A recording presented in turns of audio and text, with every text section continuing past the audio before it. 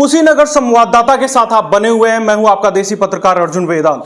दोस्तों, कुछ ही क्षण बचे हुए हैं जब आप जाकर अपने मनचाहे प्रतिनिधि, अपने मनचाहे प्रत्याशी को चुनने वाले हैं, वोट करने वाले हैं उनके लिए। तो ऐसे में सारी पार्टियां अपना एड़ी चोटी का जोर लगाई हुई हैं और आपको समझाने बुझाने में लगी हुई हैं कि वो कैसे बेहतर है। इस समय हमारे साथ कांग्रेस पार्टी से पडरौना के लिए विधानसभा प्रत्याशी मोहम्मद जहरूद्दीन हमारे साथ में हैं। इनसे हम बात करेंगे। इनके ऊपर तमाम आरोप लगाते हुए पैम्पलेट को डिस्ट्रीब्यूशन करने की भी बात जो आ रही है, उस पर भी हम पूरा मामला समझने की कोशिश करेंगे और इनकी विजन को थोड़ा समझने की कोशिश करेंगे। क्योंकि चुनाव बहुत पास आ चुका है, लोगों से ये जनसंपर्क कर रहे थे, जनसंवाद कर रहे थे। उस दौरान इन्होंने क्या कुछ दिक्कतें, क्या कुछ समस्याएं लोगों की समझ पाई हैं, जिस पर अगर ये विधायक बनते हैं तो उस पर काम करेंगे। इन सारे बातों का जवाब हम इनसे लेने वाले हैं।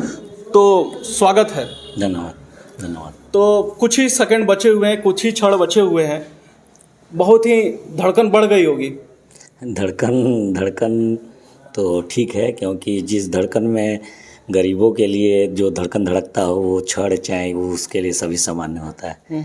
चाहे चुनाव हो या चुनाव ना हो, हम लोग सेवा, राजनीति भी एक सेवा के माध्यम से है, तो राजनीति में भी सेवा करना है और सेवा करते ही हैं। तो इसमें कोई बहुत ज़्यादा धड़कन। जहीर जी, आज थोड़ा सा आपका वॉइस मॉड्यूलेशन कम लग रहा है, क्या लगता है थकान इतना हो गया है क्या? नहीं, वह अब चूँकि देखिए हम लोगों की आवाज़ लोगों तक पहुंचाने का समय बहुत कम मिला। जैसे आप देखेंगे होंगे कि जिन लोगों ने अगर पार्टी को धोखा दिया, कार्यकर्ताओं को धोखा दिया और पाला बदल के भारतीय जनता पार्टी के पाले में चले गए और उसके बाद से कांग्रेस ने एक साधारण कार्यकर्ता पे विश्वास जताया, तो समय बहुत कम मिल पाया, जिसमें हमको ज़्यादा से ज़्यादा अपनी आवाज़ लोगों तक पहुंचानी है। ये आवाज़ लोगों तक पहुंचाते पहुंचाते थोड़ा सा फिजिकल जो चीज़ें होती है ना, वही आवाज़ थोड़ा सा डाउन है, उसमें और कोई बात क्या नहीं। लगता है इस कम समय में आप जनता से संवाद स्थापित कर पाए हैं और अपनी बातों को बता पाए हैं? देखिए, हम लोगों ने पूरा प्रयास किया है, पूरी कोशिश की है और जहाँ जहाँ भी हम लोगों की नुक्कड़ सभाएं हुई, वहाँ न किसी तरह के पैसे पे भीड़ देकर बुलाया गया और न ही जितने भी दोस्त यार थे, आप देखे होंगे कि जो हम लोग के साथ चलने वाले लोग थे, वो सारे के सारे एक साधारण परिवार से और यूथ थे। और ये पहली बार ऐसा चुनाव हुआ है कि जिसमें नौजवान ने पडरौना विधानसभा के बड़े बड़े धुरंधरों के बीच में कमान संभाला था। तो हम लोगों ने एक पूरी टीम वर्क किया है, 7 दिनों के अंदर एक टीम वर्क करके प्रत्येक इतने पार्टी तो बड़ी थी, लेकिन इतना बड़ा उलटफेर होने के बावजूद भी हमने 7 दिन के अंदर अपने पार्टी को चरम तक पहुंचाने का काम किया है। तो कम समय में आप जो है सबसे एक तरह से कहा जाए कि कांग्रेस में भरोसा आपके ऊपर जताया है, पडरौना में देखा जाए सबसे युवा प्रत्याशियों में से हैं। तो क्या लगता है कि युवाओं के कुछ मुद्दे पर हम बात करना चाहेंगे। इतने दिन से आप घूम रहे हैं, लोगों से बात कर रहे हैं, युवाओं के साथ रह रहे हैं, युवा भी आपके सपोर्ट में कुछ लोग दिख रहे थे, तो उनकी समस्याओं को कितना कुछ समझ पाए हैं वो थोड़ा सा हम जानने की कोशिश करेंगे। देखिए, यहाँ जो सबसे बड़ी समस्या है कि एक तो नौजवानों को, ज़्यादातर नौजवानों को हम लोग ये देखते हैं कि उनको धर्म के नाम पर या जैसे भी हो किसी तरीके से एक नशा जब आदमी को होता है तो नशा में वो समझता नहीं है कि बेहतर क्या है हमारे लिए और बुरा क्या है, वो उसका आदी हो जाता है। तो वही अफीम भारतीय जनता पार्टी के द्वारा युवाओं को चटाने का प्रयास किया जा रहा है। यहाँ पडरौना की जो समस्या है, वो समस्या ये है कि अभी तक यहाँ कोई ऐसी व्यवस्था नहीं हुई कि जहाँ से ज़्यादा नौजवान रोज़गार के लिए जा सकें। जैसे मान लीजिए कोई बड़ा आईटी कॉलेज होना चाहिए था जहाँ से, और आईटी कॉलेज के साथ ज़्यादा से ज़्यादा जब स्किल डेवलपमेंट के सेंटर यहाँ रहेंगे तो बड़ी कंपनियाँ आ सकती हैं यहाँ के नौजवानों को रोज़गार मुहैया कराने के लिए और कैंपस सिलेक्शन करके उनको ले जा सकती है। जनप्रतिनिधि सिर्फ पार्टी बदलने के चक्कर में है, वो नौजवानों से चुनाव में झंडा उठवाकर नारे ज़रूर लगवा लेंगे, लेकिन जब रोज़गार देने की बात आएगी तो उनको मंदिर और मस्जिद की तरफ वो ढकेल देंगे। जहीर जी, एक समय था कि आप खुद आरपीएन सिंह के सपोर्ट में हमेशा दिखते थे और जो मौजूदा प्रत्याशी हैं भाजपा के इस समय मनीष जायसवाल मंटू, इनके लिए भी कैंपेन करते हुए रहे और एक ही बार आप सीधे विरोध में आप नहीं देखिए, प्रत्याशी के तौर पर हैं। ये व्यक्ति कोई मायने नहीं रखता है, चाहे कोई भी व्यक्ति हो। आपने देखा होगा कि 2009 में मैं कांग्रेस के साथ जुड़ा, 2009 में आरपीएन सिंह जी सांसद थे, 2012 में राजू जायसवाल जी चुनाव लड़े, राजू जायसवाल जी चुने, मैंने राजू जायसवाल जी का कैंपेनिंग किया, मैं कांग्रेस के साथ था। कांग्रेस के साथ हूँ और कांग्रेस के साथ ही रहूँगा। तो यहाँ व्यक्ति मायने नहीं रखता। आज आरपीएन सिंह मान लीजिए, उन्हीं का कहना है कि जो लोग पार्टी इधर से उधर बदलते हैं वो देश हित में नहीं बदलते, वो अपनी अपना जेब भरने के लिए करते हैं ऐसा। तो आज उनका ही कथन, उनके कथन में कंट्राडिक्शन आ जा रहा है, विरोधाभास पैदा हो जा रहा है, तो वो पहुँचे। और रही बात मनीष जायसवाल जी की, तो ये व्यक्ति का एक अपना सोच होना चाहिए, एक अपना सोच होना चाहिए कि हमको क्या करना है क्या नहीं करना है। ऐसा नहीं है कि हम जिस पार्टी में जुड़े, हमारे पार्टी का बड़ा नेता भाग गया वहाँ तो हम भी पीछे पीछे वहाँ चले जाए, यहाँ चले जाए, नहीं। अगर आप संघर्ष कर रहे हैं, लोग आपको पसंद कर रहे हैं, लोग आपको लाइक कर रहे हैं, आपने काम किया है, तो पार्टी बदलने की ज़रूरत नहीं होगी। अवसर भी तो देखना होता है। अवसर तो अवसर परस्त लोग ही लेते हैं। वो अवसर देखेंगे तो पटौना की जनता को लूटने का भी काम करेंगे, और पीछे लूटा ही उन्होंने। आप नगर पालिका की स्थिति को उठाकर देख लीजिए तो 40% कमीशन में पूरा नगर पालिका बेच दिए हैं लोग। उसके बाद आज पटौना विधानसभा की तैयारी कर रहे हैं लोग बेचने की।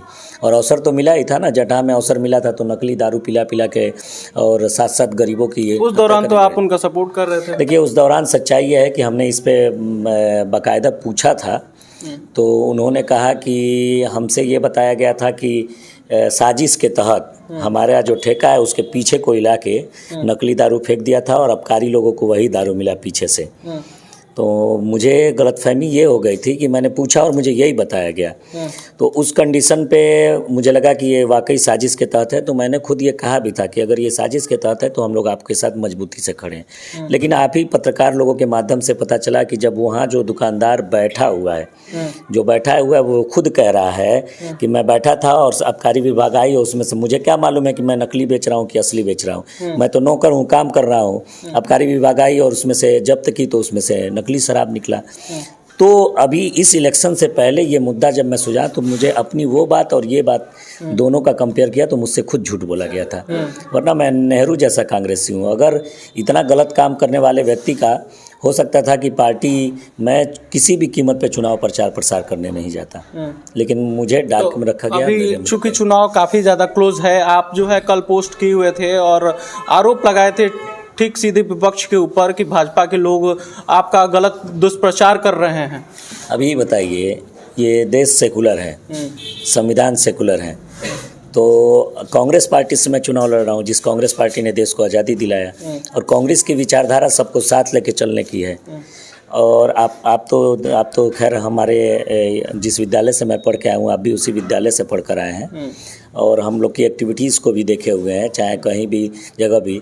मुझे अपने कार्यों पर भरोसा है। मैंने अगर किसी की झोपड़ी जली तो उसका धर्म देखकर तो मदद किया नहीं। बाढ़ आया तो पूरा का पूरा गांव डूब जाता था, तो उन लोग के बीच राशन पहुंचाने हम लोग जाते थे तो धर्म और जाति देखकर तो नहीं जाते थे। तमाम बेटियों की शादी हम लोगों ने कराई, वहाँ धर्म और जाति तो नहीं देखा।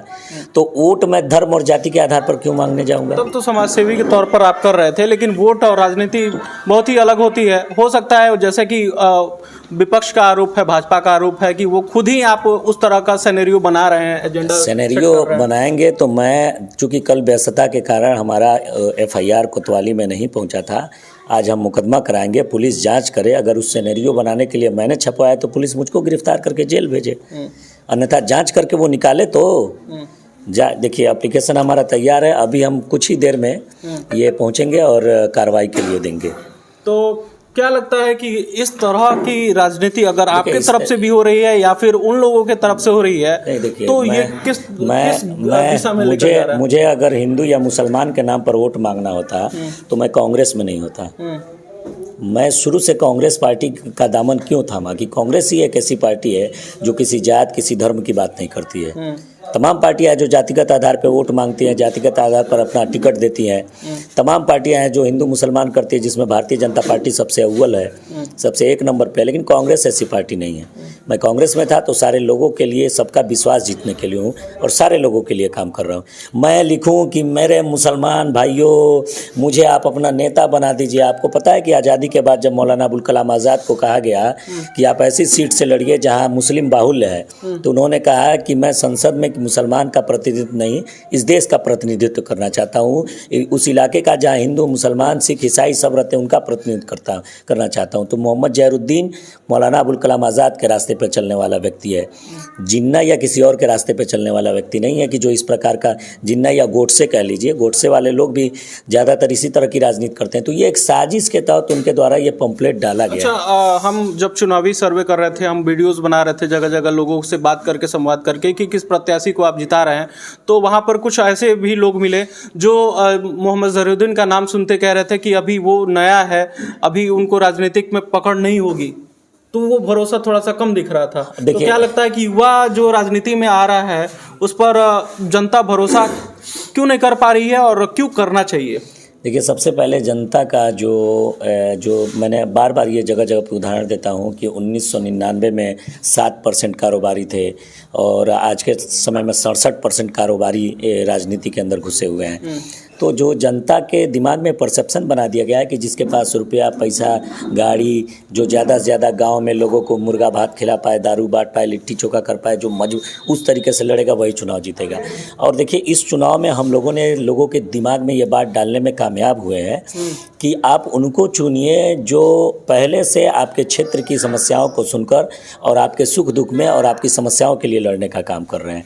और कई लोगों तक मैंने आपको बताया, इसमें मैं पूरे इसके साथ कह रहा हूँ कि कई लोगों के बीच में चूँकि 7 से 8 दिन मुझको मौका मिला, तो मैं कई ऐसे जगह हैं जहाँ पे नहीं पहुँच पाऊँ, लेकिन मेरे लोग पहुँचे हैं। मेरा पंपलेट, मेरा अपील पत्र उनके पास ज़रूर पहुँचा है।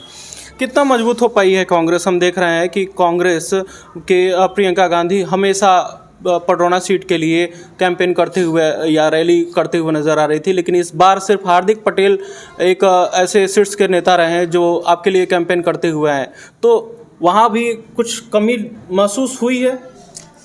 मैं अकेले चला था जानिबे मंजिल, लोग मिलते गए और कारवां बनता गया। महात्मा गांधी जब दांडी यात्रा पे निकले थे तो एक लाठी लेकर वो निकल गए थे और पीछे उनके बहुत बड़ा हुजूम खड़ा हो गया था।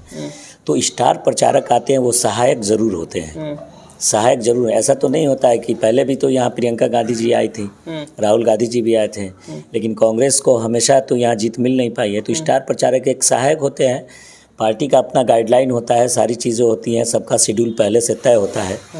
पडरौना में प्रयास हम लोगों ने किया था, लेकिन पडरौना में चूँकि शेड्यूल व्यस्त होने के कारण वो नहीं आ पाए थे। ऐसा नहीं है कि वो पडरौना को अपन इसमें ये देख रहे हैं, पडरौना में जहरुद्दीन ही उनका एक सिपाही है जो काफ़ी है, जो इन धुरंधरों को पटकनी देने का काम करेगा। अच्छा, अगर सीधे और सरल शब्दों में अगर कहा जाए कि मोहम्मद जहरुद्दीन को जनता क्यों चुने, क्योंकि हमारी ऑडियंस इस समय जो देख रही है वो कंपैरिजन चाहती है, तो लास्ट के कुछ सेकंड बचे हैं, कुछ मिनट बचे हैं, तो ऐसे में मोहम्मद जहरुद्दीन के ऊपर जनता क्यों भरोसा करे? देखिए, इतिहास देखकर ही भविष्य का पता लगाया जा सकता है। तो बाकी लोगों का इतिहास, किसी का सारा पद अपने घर में रखने का, ज़मीन कब्जाने का इतिहास है, और किसी का इतिहास नकली शराब बेचने का और 40% कमीशन पे पूरे पडरौना बेचने का इतिहास है। मोहम्मद जहरुद्दीन का इतिहास आप देखेंगे तो लोगों के बीच में रहने का, लोगों के लिए न्याय करने, इंसाफ की लड़ाई लड़ने का, लोगों के लिए, गरीब लोगों के लिए संघर्ष करने का, कोरोना काल में अपने परिवार को त्याग करके लोगों की सेवा करने का है। तो मैं यकीनी तौर पर जनता से अपील करता हूं कि हाँ, मेरे पास पैसा नहीं है, गाड़ी नहीं है, बंगला नहीं है, लेकिन मेरे पास एक जज्बा है, हौसला है कि आपके लिए एक बेहतर विधायक बनकर यहाँ की तमाम समस्याओं को ऐसे सिरे से दूर करूँगा कि आज़ादी के बाद से आज तक किसी विधानसभा में इस तरह का काम नहीं हुआ होगा। एक बार जनता विश्वास करे अपने इस नौजवान, गरीब नौजवान पर। हम पैसा कमाने के महत्व से बिल्कुल दूर रहते हैं। हमारे लिए उतना काफ़ी है जितना शाम को घर आया जाए तो अपने बच्चों को दाल भात खिला लिया जाए, दाल रोटी अपने व्यवस्था हो जाए। उसके अलावा ना हमको बड़ी महंगी गाड़ियाँ चाहिए, हम लोगों की सेवा करना चाहते हैं। और एक प्लान और एक योजना के तहत हमारी अपनी टीम है जो सिर्फ सरकार के भरोसे काम नहीं करती। आप लोगों ने देखा होगा कि तमाम जगहों पर, चाहे स्वच्छता अभियान का मामला हो, चाहे यहीं गायत्री मंदिर का पुल जाइए, देख लीजिए पहले किस तरह टूटा फूटा था, और लोकेशन से बात करके हमने दोनों पुलिया का सुंदरीकरण कराने का काम किया। तो बहुत सारे प्राइवेट कंपनियां भी हैं जिनकी सामाजिक संस्थाएं हैं। तो हमारा एक ये है कि हम विधायक जन सुनवाई केंद्र की स्थापना प्रत्येक गाँव में करेंगे, और तमाम समस्याएँ जो गाँव की, बिजली की समस्या, सड़क की समस्या, शिक्षा की समस्या, चिकित्सा की समस्या, जिस तरीके से उनको जिला पे दौड़ना पड़ता है, तो वो कहीं जाने की ज़रूरत नहीं पड़ेगी। अपने गाँव में ही विधायक जन सुनवाई केंद्र पे नोट करवाएंगे और सारी समस्या 24 घंटे के अंदर हल कर दी जाएगी। दूसरी चीज़ ये है कि हमारा एक प्लान है कि अगर यहाँ की जनता हमको मौका देती है तो लगभग 200 के करीब में गांव हैं, 200 करीब में गांव है। हमारा प्लान है कि 5 साल के भीतर 100 गांव को झोपड़ी मुक्त हम करेंगे। आग लगने की बहुत बड़ी समस्या, अभी अप्रैल मई में हवा चलेगा तो कई झोपड़ियाँ जल जाती हैं। तो 100 गांव को चाहे प्राइवेट कंपनियों से मिलके, सामाजिक संस्थाओं से मिलके, लेकिन 100 ऐसे गांव को हम चुनेंगे जहां से बिल्कुल झोपड़ी ख़त्म करके और उनको पक्का मकान देने का पूरा प्रयास हमारा होगा। लेकिन जनता को एक बार विश्वास करना होगा, जनता एक बार मौका देगी तो ज़रूर हम बेहतर करेंगे। तो ये थे हमारे साथ मोहम्मद ज़हीरुद्दीन, और हम लगभग सभी प्रत्याशियों के पास जाकर उनका चुनाव उनके मुंह से ही हम जानने की कोशिश कर रहे हैं कि वो बेहतर क्यों है, उनको जनता क्यों चुने। तो ऐसे में मोहम्मद ज़हीरुद्दीन से हम बात कर रहे थे, कांग्रेस से पडरौना के लिए प्रत्याशी हैं, और लास्ट के कुछ मिनट में जो भी क्षण रहेगा उसके लिए हम आपको ढेर सारी शुभकामनाएं देते हैं जनता के तरफ से। और अगर ये जीतते हैं तो इनसे फिर से हम बात करेंगे। बहुत बहुत शुक्रिया हमारे साथ जुड़ने के लिए। जय हिंद।